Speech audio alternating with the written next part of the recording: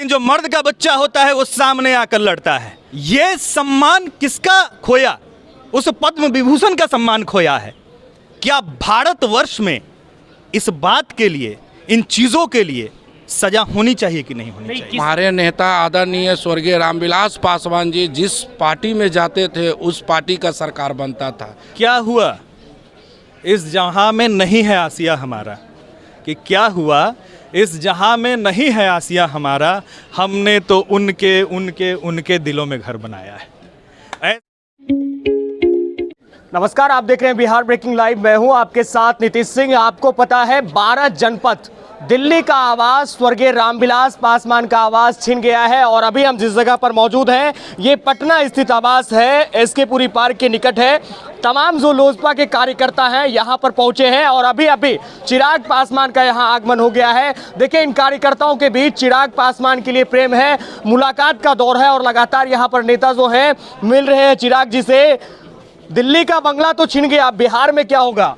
बिहार में क्या होगा? बिहार में हम लोग संघर्ष करेंगे। जो भी आज घटना जो हुआ है हमारे नेता आदरणीय चिराग पासवान जी के साथ, जो दुखद घटना है, नरेंद्र मोदी जी को सोचना चाहिए था। जो कि नरेंद्र मोदी जी आज हमारे नेता परम आदरणीय स्वर्गीय रामविलास पासवान जी जो देश का दूसरा अंबेडकर के रूप में जाने जाते थे, आज उनके नहीं रहने के कारण आज हमारे नेता आदरणीय चिराग पासवान जी और को बीजेपी वाले ने और नीतीश सरकार ने हम लोग का बहुत दुखद। लेकिन पहले तो ऐसा होता था कि रामविलास पासवान को मौसम वैज्ञानिक बोला जाता था, राजनीतिक भाप लेते थे, राजनीतिक हवा क्या चल रही है।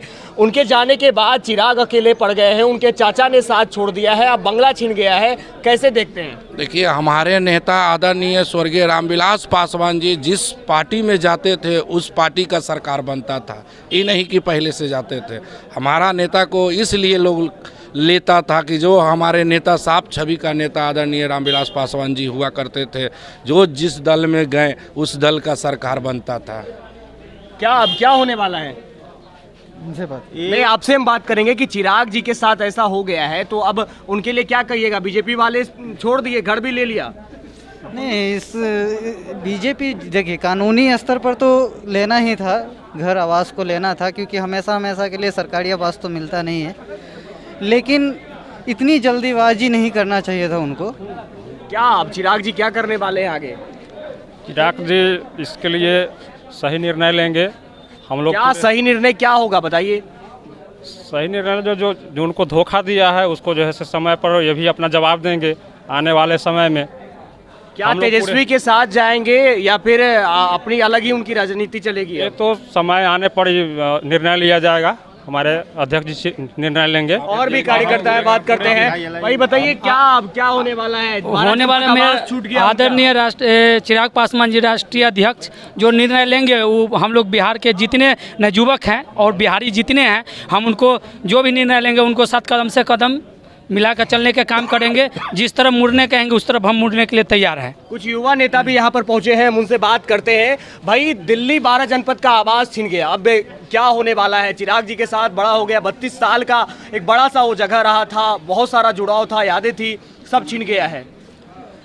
मैं एक चिराग जी के लिए 2 लाइन कहना चाहूँगा, हमारे राष्ट्रीय अध्यक्ष हैं, कि क्या हुआ इस जहां में नहीं है आसिया हमारा, कि क्या हुआ इस जहां में नहीं है आसिया हमारा, हमने तो उनके उनके उनके दिलों में घर बनाया है।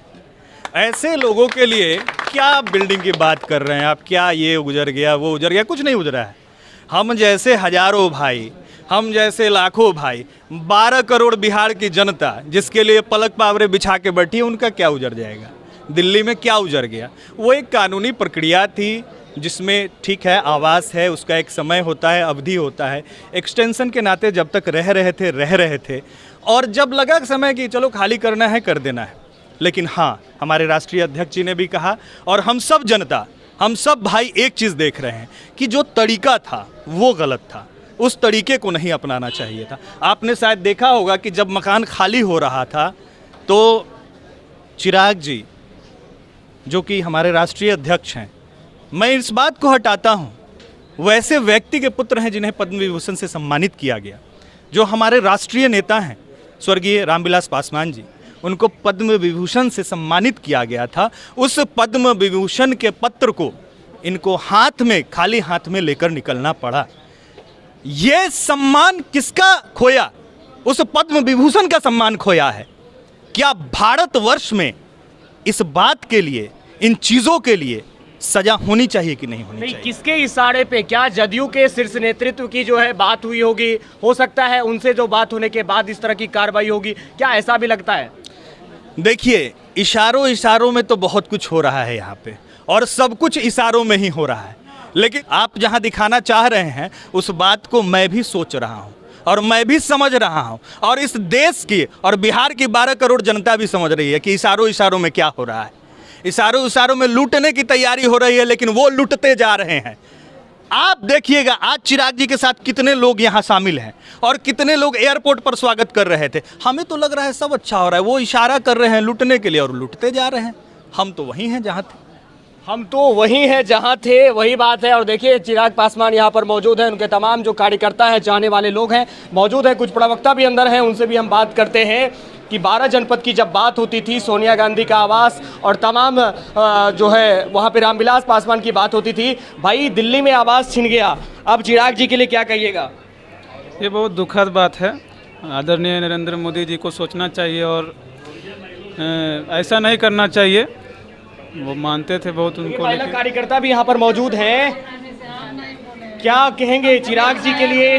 चिराग जी का वहाँ दिल्ली पर जो आवास, हम लोग साथ हैं, दुख में भी हम लोग साथ हैं, चाहे जैसे होगा हम लोग जो उनका अधिकार है वो दिलवाना चाहेंगे। देखिए यहाँ पर अभी हम मौजूद हैं, चिराग पासवान का पटना स्थित आवास है और तमाम यहाँ पर कार्यकर्ता मौजूद हैं और सभी कार्यकर्ताओं का एकजुट होकर कहना है कि आधिकारिक तौर से तो बंगला जाना ही था, लेकिन थोड़ी समय जो है वो और देनी थी, जिसके बाद जो है वो कार्रवाई होनी थी। कार्रवाई हो सकती थी, कोई बड़ी बात नहीं थी, लेकिन जिसके इशारे पर कार्रवाई हुई है कहीं ना कहीं ये बड़ा दुखद है। आगे हम चिराग पासवान से इसी मुद्दे पर बात करने वाले हैं और उनसे पूछेंगे कि किनके इशारे पर उनका बंगला छिन गया है, क्योंकि 12 जनपद की जब बात होती है तो रामविलास पासवान जो मौसम वैज्ञानिक के रूप में जाने जाते थे और एक बड़ा उनका जो राजनीतिक छवि रहा वो बरकरार रहा। उनके जाने के बाद चिराग पासवान अकेले पड़ गए हैं, लेकिन अब भी संघर्ष कर रहे हैं और लोजपा रामविलास आगे बढ़ रहा है। आगे क्या कुछ खबरें आएगी हम आपको रूबरू कराएंगे, अपडेट कराएंगे। देखते रहिए बिहार ब्रेकिंग लाइव। बहुत धन्यवाद आपका। लेकिन जो मर्द का बच्चा होता है वो सामने आकर लड़ता है।